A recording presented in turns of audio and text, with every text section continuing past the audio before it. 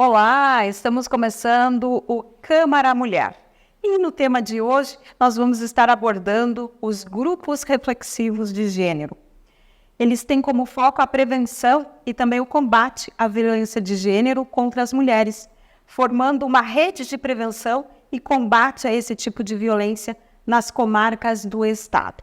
E quem vai contar essa história para a gente, como tudo isso começou, é a doutora Madjele Franz Machado, ela que é juíza titular do primeiro juizado da violência doméstica e familiar contra a mulher, do Tribunal de Justiça do Rio Grande do Sul e uma das idealizadoras dos grupos reflexivos de gênero. Bem-vinda, doutora. Olá. Que bom, tratar desse assunto que é a reeducação dos autores de violência doméstica e familiar contra a mulher, através, então, dos grupos reflexivos de gênero. Essa é uma ferramenta, Márcia e vereadora Eva, e a todos que estão nos assistindo, que foi construída com o objetivo de criar espaço de escuta e de reflexão e, ao final, de uma efetiva transformação para aqueles homens que se envolveram em situações de violência doméstica e familiar contra a mulher. É algo que vem se somar ao processo tradicional, então aquele processo que tramita para averiguar, ao final, se aquele autor da violência vai ser culpado ou inocente, nós trabalhamos, então, paralelamente com essa ferramenta. Tá certo. Também conosco aqui a vereadora Eva Valéria, ela que é presidente da Frente Parlamentar Mista dos Direitos das Mulheres aqui na Câmara. Bem-vinda, vereadora.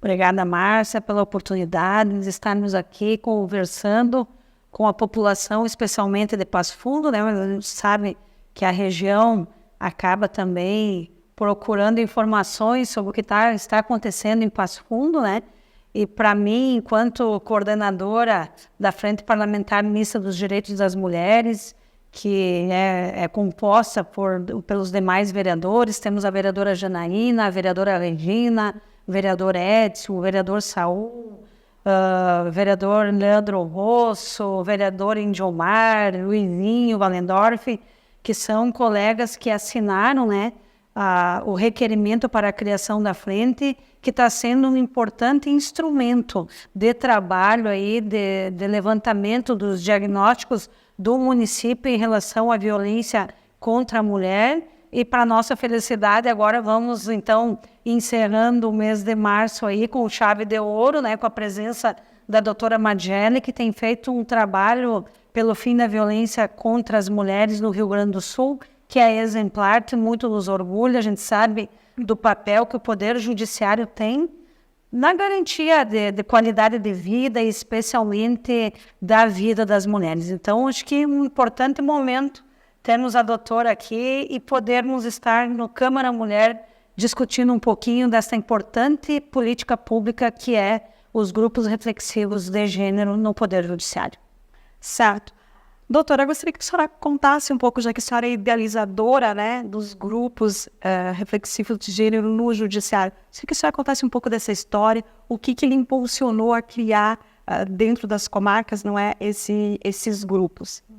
Bom, a grande motivação foi justamente aquela necessidade de dar efetividade para a Lei Maria da Penha, que busca uma efetiva transformação no comportamento de homens e também das mulheres, no que diz respeito à questão da violência de gênero contra a mulher.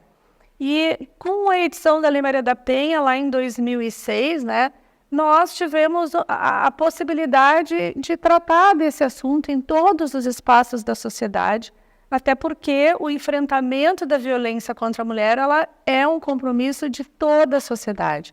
É claro que ela perpassa pelo sistema de justiça, ela perpassa pelo comprometimento do Poder Executivo, do Poder Legislativo também, no implemento e na efetivação das políticas públicas, mas nós precisamos conversar com a sociedade, com os homens, com as mulheres, com os meninos, com as meninas, desde a família, as escolas, para que a gente, de fato, possa transformar essa cultura, então, do patriarcado, da dominação dos homens em relação às mulheres, da objetificação dos corpos das mulheres, de que forma as mulheres vêm sendo tratadas na nossa sociedade.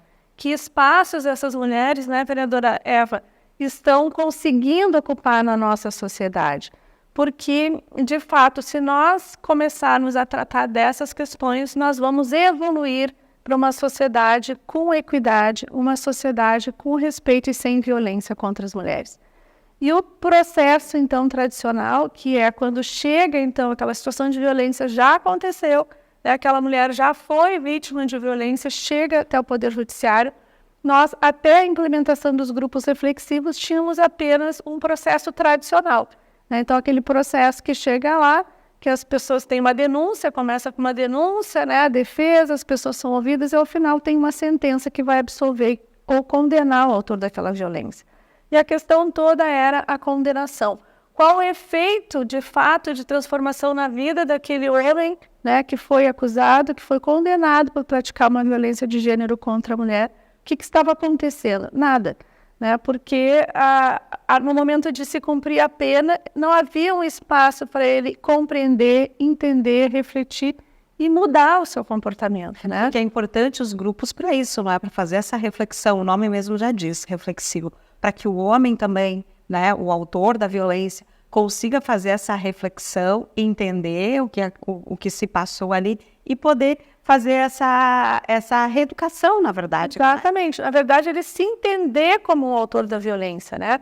O nosso grande problema é justamente porque a maioria dos homens que chega, né, nos grupos ou que chega, né, no processo lá, ele não entende, não compreende que aquele comportamento foi um comportamento violento, né? Por quê? Porque muitos comportamentos de posse, de dominação, de perseguição, eles ainda são naturalizados na nossa sociedade, né? Muitos reproduzidos ao longo das gerações dentro das próprias famílias, né? E aí, quando é dentro da família, meu pai, meu avô era assim, meu pai era assim e eu sou assim. Então, é normal, de certa forma, para eles, no entendimento do agressor, não é? Exatamente. E não só do autor da violência, mas das meninas e das mulheres que sofrem a violência. É esse processo de se reconhecer como vítima, de entender que a violência, né, muitas vezes ela é psicológica, ela não deixou a marca, né, e aí a gente ainda acha, né, a compreensão ainda geral é de que a violência é só aquela que sai sangue, né, aquela que deixa marca, aquela que deixa um corpo de uma mulher morta, né? Mas até chegar nessa violência fatal, que é o feminicídio, muitas outras violências acontecem e muitas delas de forma invisível ou invisibilizada, né? Ou acomodada, né? Como tu disseste, aquilo vinha perpassando as gerações, a minha avó, minha mãe vive isso, está tudo muito bem, né? Afinal, eu casei, meu casamento é para sempre, né? Não quero filha largada, não quero... E a violência, ela é reconhecida, né? E as mulheres, muitas vezes, acabam se submetendo a isso. Por quê? Porque não encontram justamente na família, né, o acolhimento que é necessário para poder, então, romper esse ciclo da violência. Os grupos proporcionam isso, né? É a possibilidade, então, do próprio autor da violência se enxergar como autor, né? E o trabalho em grupo, ele tem uma potência muito grande, porque às vezes eu não enxergo em mim aquilo que eu consigo enxergar no outro, né? Então, funciona muito como um espelho o trabalho em grupo, né? E a metodologia que a gente utiliza, ela tem justamente esse objetivo da gente enxergando o outro, da gente poder fazer esse processo de transformação interno, né?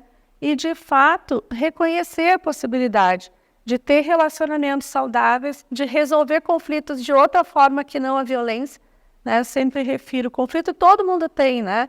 A gente às vezes acorda e já tem conflito com a gente mesmo quando olha no espelho, né? Ai, meu Deus, esse cabelo, né? Essa ruga aqui, né? Engordei mais tantos quilos, fiz isso, fiz aquilo. Bom, mas e aí? De que forma eu vou resolver os conflitos simples da nossa vida, né? E os conflitos também dos relacionamentos. Então, um dos temas também que a gente aborda nos grupos, depois a gente pode falar um pouquinho, né, sobre a questão da metodologia, é justamente a comunicação não violenta, né? Então, como nós vamos resolver os conflitos, né, através do diálogo. Tá certo. A gente vai a um breve intervalo e a gente volta, então, falando sobre a metodologia. E também eu quero que a vereadora Eva traga alguns dados sobre a violência contra a mulher na cidade. Enfim, a gente sabe que ela está ligada muito à questão do álcool, das drogas, então ela também tem esse tema muito recorrente no mandato dela, e a gente vai estar falando no segundo bloco. A gente já volta.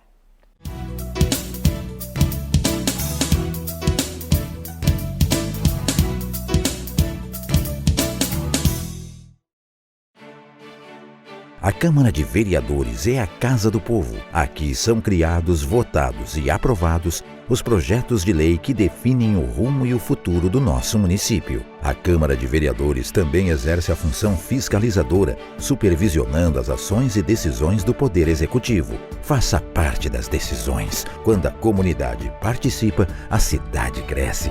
E as conquistas são de todos. Câmara de Vereadores de Passo Fundo.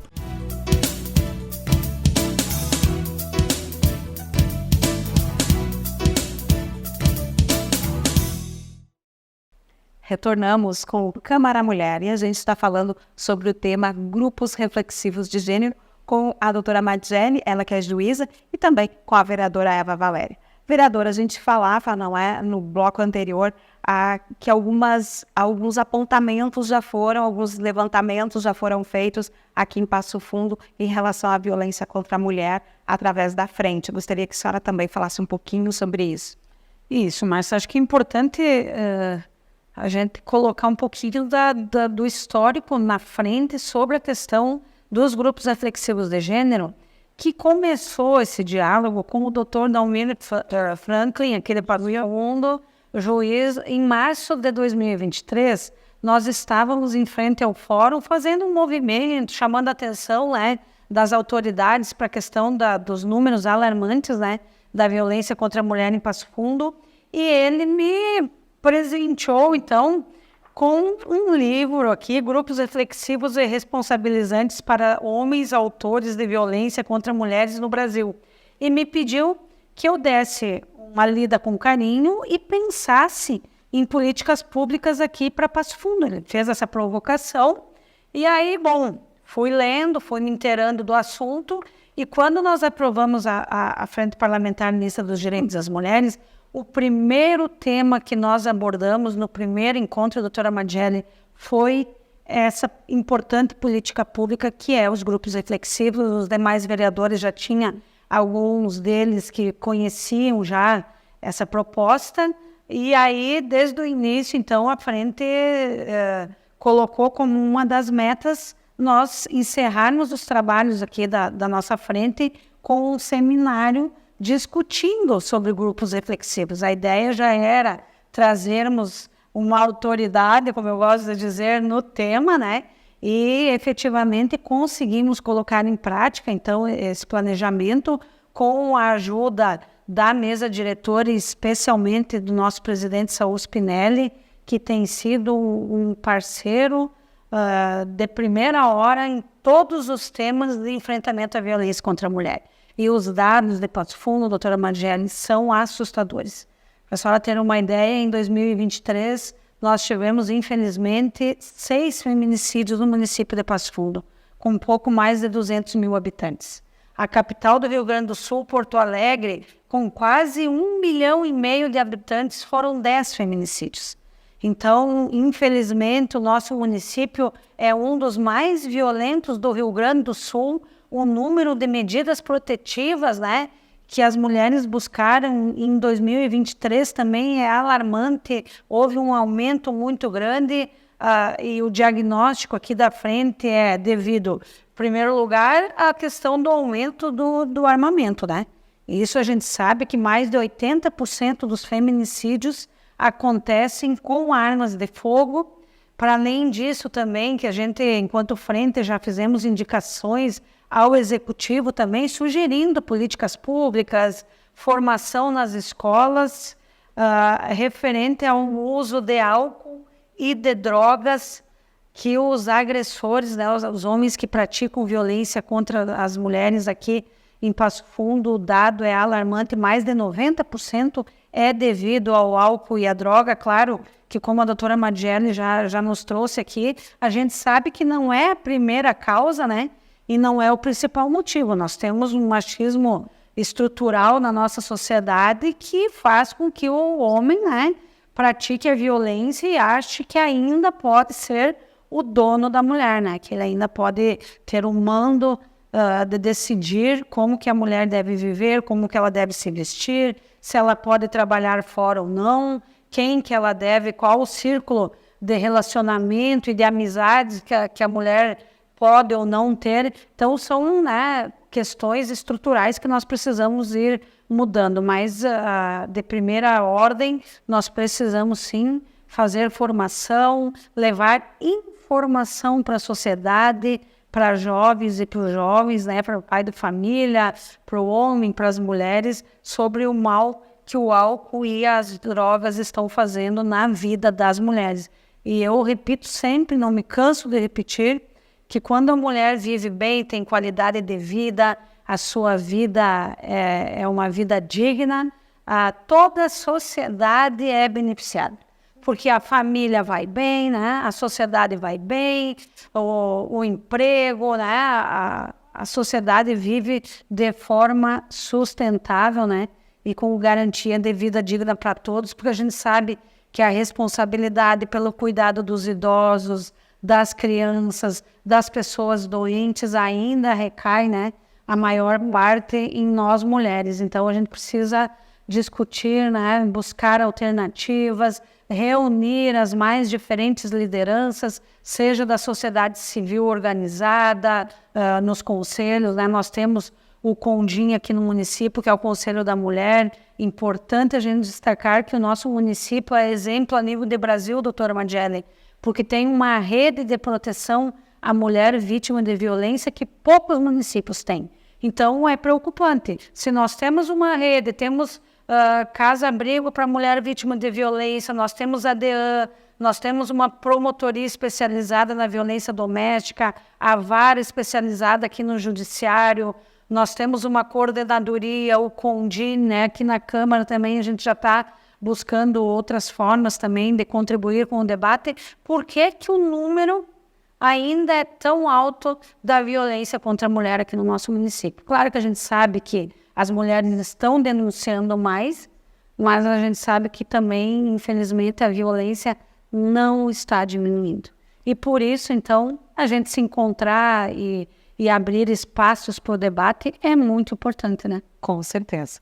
Doutora, gostaria que a senhora falasse também, né, pegando esse gancho da vereadora Eva Valéria, sobre de que forma, né, é feito essa conversa, de que forma se estrutura esses grupos reflexivos. Bom, esses grupos reflexivos, né, contando um pouquinho da nossa trajetória aqui no Rio Grande do Sul, eles começaram lá em 2011 em Porto Alegre, no Juizado de Violência Doméstica, né, no qual eu ainda estou lá, então tenho uma trajetória já de 15 anos lá no juizado, e em 2011, então nós começamos a trabalhar com os grupos e hoje já é uma realidade em mais de 40 comarcas aqui no estado. Nós temos mais de 70 municípios que já têm profissionais capacitados para trabalhar, né? Então, ou seja, a gente tem mais de 40 que já acontecem os grupos, mas nós precisamos botar em prática, né, em aproximadamente 30 cidades, vereadora Eva, onde nós já temos profissionais e necessita justamente dessa mobilização da sociedade para que essa política pública, ela de fato aconteça, né? Esses grupos, eles têm um formato que segue hoje a recomendação 124 do CNJ, que deve consistir em, no mínimo, 8 encontros, né, de 1h30, 2 horas, e nesses 8 encontros, então, são tratados temas específicos que dizem respeito à Lei Maria da Penha, aos direitos humanos das mulheres, a questão das masculinidades, né, da parentalidade, né, da não violência, né, da forma ali da comunicação não violenta. Então, temas que vão fazer com que auxiliem aquele homem nesse processo de transformação. Esses grupos, eles já fazem parte, então, de um programa institucional do nosso Poder Judiciário aqui no Rio Grande do Sul, né, que desde 2016 ele forma, através do nosso Centro de Formação Judicial, o CEJUD, os profissionais que vão ser os chamados facilitadores dos grupos. Então, são aqueles profissionais que vão coordenar os grupos. Então, eles recebem uma formação específica, né, para que justamente a gente possa ter uma metodologia que seja uniforme dentro de todo o estado e agora Então, desde 2022, seguindo essa orientação do CNJ, que se abeberou já das experiências nossas e também de outras do Brasil, que a vereadora Eva também citou aqui, e a partir, então, da formação desses facilitadores e, é claro, da mobilização das comunidades, a gente começa a trabalhar nos grupos, né? Ele hoje, na maioria dos lugares, ele é um trabalho que ele funciona basicamente com os servidores da rede, né? Então, lá da rede do serviço de saúde do município, do serviço social, dos servidores do judiciário, servidores do Ministério Público, Defensoria Pública e também de profissionais e voluntários. Então, ele não é um trabalho, ser facilitador de grupo reflexivo hoje, como ele ainda não é uma política pública no Brasil, e em pouquíssimos municípios no Brasil ele, né, já é política, esses facilitadores eles não recebem uma remuneração específica para trabalhar, né? Então, acaba que ele é inserido dentro da rotina dos serviços, né, ou por profissionais voluntários. Então, esse é um caminho que a gente tem que percorrer, né? De quê? De mobilizar o Poder Executivo, o Poder Legislativo, para que essa política ela se crie localmente, né? O Judiciário já tem o know-how, nós já temos a estrutura e nós precisamos de ter parceiros para que a gente possa implementar e ampliar os grupos reflexivos. Agora, quem que pode criar essa política pública? É municipal? É o Poder Judiciário na sua organização hierárquica ou depende do Legislativo? Não, na verdade, os grupos reflexivos, hoje eles já são até uma medida protetiva. O juiz, quando concede uma medida protetiva lá, que determina o afastamento, determina a proibição de contato e aproximação do ofensor em relação à vítima, ele também pode determinar como medida protetiva os grupos reflexivos. Mas para isso, então, a gente tem que ter o grupo criado. E quem é que vai criar? Né? Nós, em Porto Alegre, trabalhamos, e a maioria dos municípios, nesse formato que eu disse, né? Com auxílio lá do psicólogo, do assistente social, do fisioterapeuta, do médico, do enfermeiro, da rede, né, do executivo, seja da saúde, seja da assistência social. Já existe também uma mobilização muito grande dos assistentes sociais no Brasil para que dentro do sistema do SUAS também eles incorporem isso, porque é uma função, é uma atividade, né, do sistema de assistência social trabalhar também na reeducação dos autores de violência. É preciso ampliar essa rede e tornar realmente política pública. E enxergar que trabalhar com homens, né, dentro desse sistema todo, que inclui o sistema de justiça, né, ele é um compromisso também do Poder Executivo. E eu acho que é muito importante, vereadora Eva, que essa política ela se institucionalize. Então, as câmaras de vereadores podem, sim, criar leis, assim como a Assembleia Legislativa, para institucionalizar no seu município ou no seu estado, e para isso até criar dotação orçamentária. Porque o que mais me indigna aqui no Brasil é o que? A gente tem lei para tudo, a gente cria vários programas, auxílio isso, auxílio aquilo, né? E o benefício lá para os filhos das mulheres que foram vítimas de feminicídio, o Bolsa Aluguel. Bom, a gente cria tudo, lindo, maravilhoso, mas cadê o dinheiro? Então, a gente cria a política, mas a dotação orçamentária não vem. Mas é importante que as duas coisas caminhem juntas. Então, toda vez que a gente vai pensar, bom, agora nós vamos então criar os grupos reflexivos aqui em Passo Fundo, vereador, vai ser uma política pública, né? Como é que vai ser? Quem vai oferecer o quê? Quem vai estar junto? Né? O Poder Judiciário vai dar a capacitação gratuita, né? Tá lá, o profissional vai ser formado, vai coordenar todo esse trabalho, toda a implantação, toda a organização. Mas onde estão os profissionais? Bom, os profissionais estão lá na rede de saúde. Eu não tenho psicólogo, assistente social suficiente. Então, o que nós vamos fazer? Bom, o município vai ter que se comprometer. Então, nós vamos fazer mais concurso, nós vamos contratar especificamente profissionais para trabalhar com isso. Nós vamos fazer parcerias com as universidades, vereadora. Aqui nós temos universidade, de educação. Exatamente, um polo de saúde, então não tem por que não ter essa rede integrada. Exatamente, como a senhora disse, aqui tem muitas potências, né? Muitas potencialidades, muitos equipamentos. Porto Alegre, nós também trabalhamos muito com as universidades, né? O projeto Borboleta, então, que já tem toda a sua trajetória, ele funciona com justamente essas parcerias. E as universidades, nós temos lá mais de quase 10 universidades, né, que são nossas parceiras em todas as ações que nós desenvolvemos.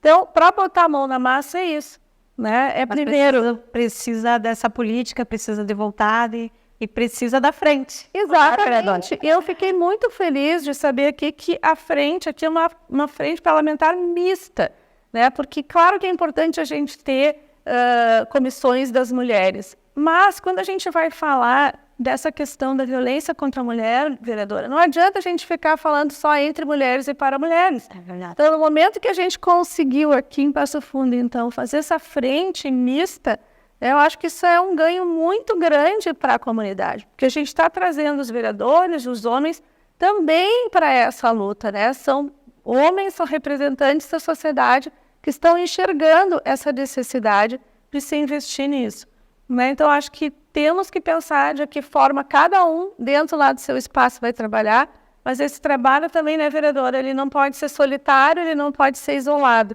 ele tem que ser um trabalho em rede. Então, a gente tem que ver quem é que vai articular essa rede, porque a gente tem que caminhar junto, a gente tem que conhecer o outro serviço, o que ele faz, o que ele pode me ajudar, né, o que eu posso ajudar, né, para a gente identificar, inclusive, esses gargalos que a vereadora referiu ali, porque a violência, infelizmente, ela não para, né? Ela não para de acontecer, e os números, eles são crescentes. Aí a gente pode fazer, claro, duas avaliações da questão dos números, né? Bom, de fato, a violência está crescendo, ou o que está acontecendo? Nós estamos funcionando bem aqui, nós estamos mostrando que os serviços existem, e aí, por isso, as mulheres estão chegando para denunciar. Ocorre que a gente também tem que pensar um pouquinho além. Que mulheres estão sendo mortas pelos seus parceiros e ex-parceiros? São aquelas que chegaram até nós ou aquelas que não chegaram? E os números do Rio Grande do Sul nos mostram que, né, essas mulheres que estão sendo mortas, né, vítimas de feminicídio, são aquelas que, em sua grande maioria, não chegaram até o sistema de denúncia e o sistema de proteção. Nós temos os últimos dados, né, do ano passado da Secretaria de Segurança Pública, nos mostram que mais de 50% dessas mulheres não tinham registro de ocorrência anterior contra aquele autor da violência.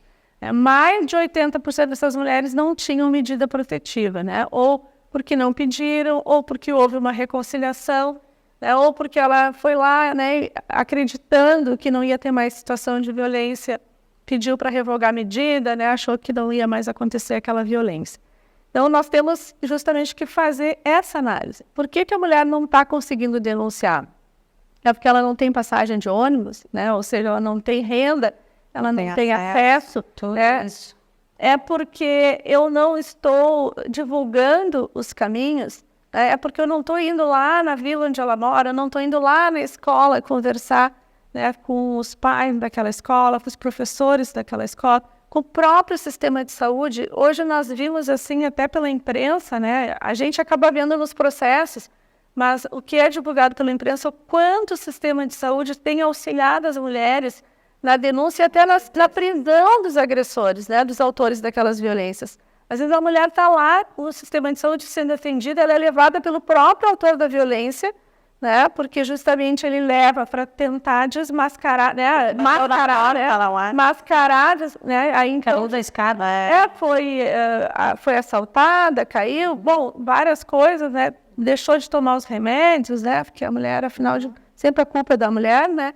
E aí tem esse olhar também, a capacitação desses profissionais para que eles tenham aquela escuta ativa, tenham um olhar ampliado, né, para aquelas situações, escutem a mulher separadamente, né, porque nesses casos os homens fazem questão de estar junto, né, são assim os maiores protetores naquele momento, mas a mulher tem que ter o seu momento de privacidade com quem está atendendo no serviço de assistência social, de saúde, na UBS, que é o local mais próximo, né, que é onde ela vai todo dia, onde ela ainda consegue ter permissão, muitas vezes, se são vítimas, para ter o acesso, né. E aí é um canal de proteção, né? Então, ficou sabendo da violência, orienta, chama a rede, né? Protege aquela mulher, proporciona para aquela mulher, né, que ela faça a denúncia e mais, gente, que é muito importante, são as medidas protetivas, né? De fato, elas salvam vidas, né? Os números nos mostram isso, né? Como eu referi. Então, a gente tem que investir, a gente tem que mostrar que o sistema funciona. Não é desqualificando, às vezes, um serviço que, por acaso, né, naquele momento, naquele dia, não deu certo para aquela mulher ou naquele caso. Não é desqualificando isso que a gente vai terminar a violência. A crítica, eu sempre digo, ela é sempre construtiva, ela é importante, mas ela tem que ser acompanhada de ação, né? Então, ok, não deu certo naquele caso, o que a gente precisa fazer para que outras mulheres, né, não passem por aquela situação ali? Vamos eliminar a rota crítica, né, que é justamente, não é aqui, é na outra porta, é na outra, é na outra, é na outra. Isso também faz com que as mulheres desistam, né? Que nem a questão do tratamento do alcoolismo e da droga, né? Também, nós temos uma dificuldade muito grande que diz respeito ao quê? A gente, às vezes, tem a política e não consegue a adesão, né? E aí eu não tenho adesão, mas também se do lado de lá o profissional ficar sentadinho, não vai acontecer nada, porque a gente precisa trabalhar também, né, num sistema de busca ativa dessas pessoas, né, da saúde da família, das vítimas de violência, que a gente sabe, as pessoas que trabalham nos territórios, né, na saúde, na assistência social, sabem, né, as famílias que são vulneráveis, que são vulnerabilizadas. Então, ter uma política diferente, né, de visitas, assim como a gente tem a Patrulha Maria da Penha e Passo Fundo tem esse trabalho, né, que eu costumo dizer que a patrulha dizia, né, que era um raio-x, né, da situação de vida daquelas mulheres. Aí o pessoal começou a dizer, não, agora é a ressonância magnética. Porque, né, quando eu comecei a falar lá, quando criadas as patrulhas, a gente estava implantando a ressonância, né? Agora já está universalizada, né? Então, a gente tem que investir, né, em políticas como essa. A patrulha, ampliar a patrulha, né? Se a gente tem a patrulha e ela está insuficiente, a gente tem que ampliar a patrulha. Doutora, nós temos um dado aqui que foi levantado no diagnóstico da Frente Parlamentar, que muitas mulheres, em torno de 80% a 90% das mulheres que chegam no judiciário, elas acabam pedindo revogação das medidas.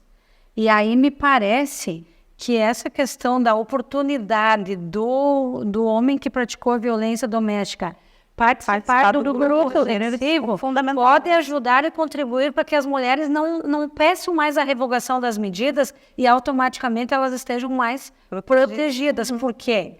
Ao menos na minha experiência como promotora legal popular, aqui que a gente faz um trabalho voluntário desde o ano de 2000 da Temes, a gente percebe o quê? O que as mulheres nos dizem? Valéria, vereadora, eu não quero que ele vá para a cadeia.